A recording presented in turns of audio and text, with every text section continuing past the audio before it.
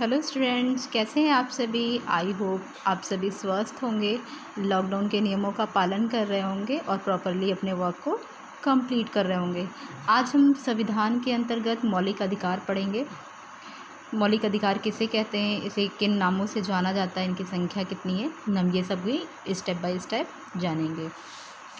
तो मौलिक अधिकार क्या होते हैं ये समझते हैं।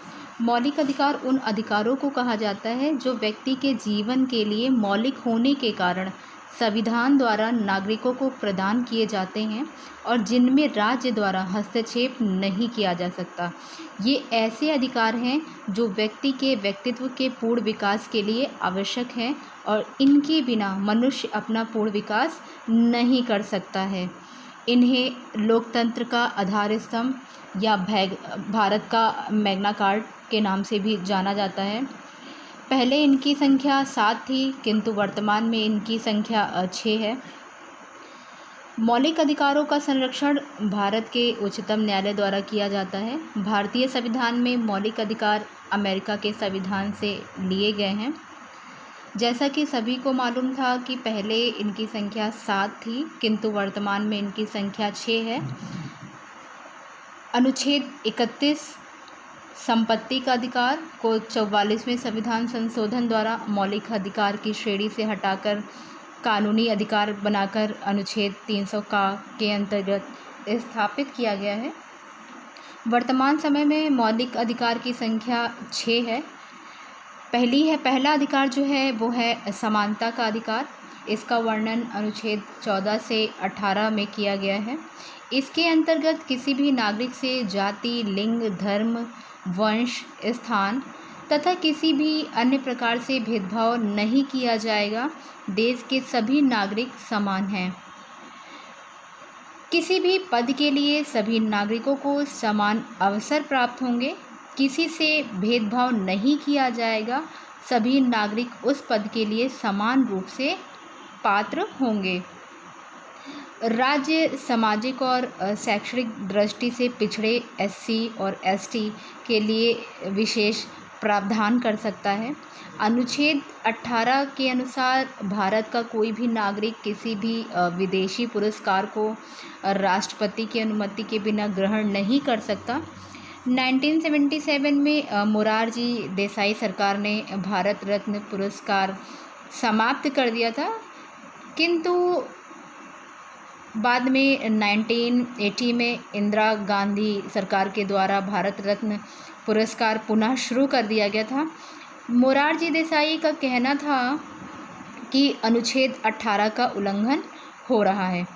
दूसरा है स्वतंत्रता का अधिकार। इसका वर्णन अनुच्छेद 19 से 22 में किया गया है।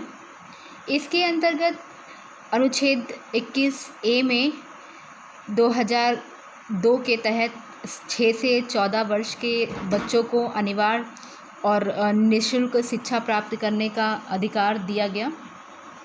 थर्ड है शोषण के विरुद्ध अधिकार। इसका वर्णन अनुच्छेद 23 से 24 में किया गया है। अनुच्छेद 24 के अंतर्गत बाल श्रम 6 से 14 वर्ष तक के बच्चों से कोई जोखिम भरा काम नहीं करवा सकता है। फोर्थ है धार्मिक स्वतंत्रता का अधिकार। अनुच्छेद 25 से 28 तक इसका वर्णन है। अनुच्छेद 25 के अंतर्गत देश के प्रत्येक नागरिक को किसी भी धर्म को मानने व आचरण करने व प्रचार करने का अधिकार है, लेकिन सार्वजनिक व्यवस्था व समाज कल्याण एवं सुधार आदि के अंतर्गत इस पर रोक लगाई जा सकती है। अनुच्छेद 26 के अंतर्गत धार्मिक प्रयोजन के लिए संस्था की स्थापना करना व उसका पोषण करने और धार्मिक कार्यों के प्रबंध के लिए संपत्ति अर्जित करने का अधिकार है। पांचवा है संस्कृति एवं शिक्षा संबंधी अधिकार। इसका वर्णन अनुच्छेद 29 से 30 में किया गया है। अनुच्छेद 29 के अकॉर्डिंग अल्पसंख्यकों के हितों का संरक्षण करना है। इस अनुच्छेद के अनुसार भारत के नागरिकों को अपनी विशेष भाषा, लिपि या संस्कृति को बनाए रखने का अधिकार है। लास्ट है संवैधानिक अधिकार। अनुच्छेद 32 में इसका वर्णन किया गया है। डॉक्टर भीमराव अंबेडकर ने अनुच्छेद 32 को संविधान की आत्मा कहा है।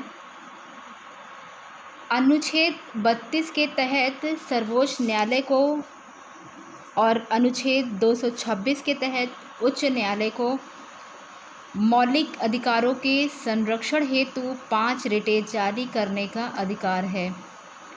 मूल अधिकारों का हनन होने पर अनुच्छेद 32 के तहत सुप्रीम कोर्ट में तथा अनुच्छेद 226 के तहत हाई कोर्ट में अपील कर सकते हैं।